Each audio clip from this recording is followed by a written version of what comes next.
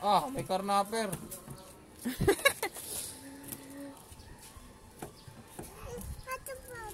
Ay, hindi nga mabubuksan niya.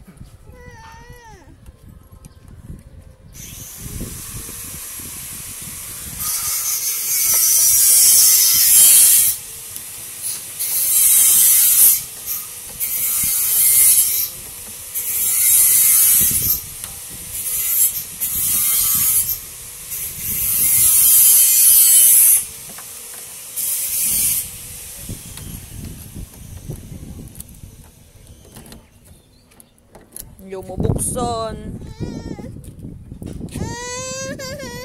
Tawagin mo si papa mo. Bakit ba bubuksan mo?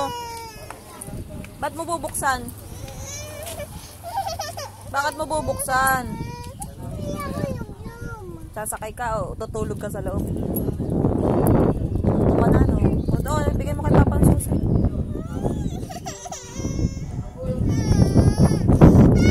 Kay papa nga! Kay papa yung sasakyan eh. Punta kay papa. Punta, ayun na si papa. O, tawag mo papa.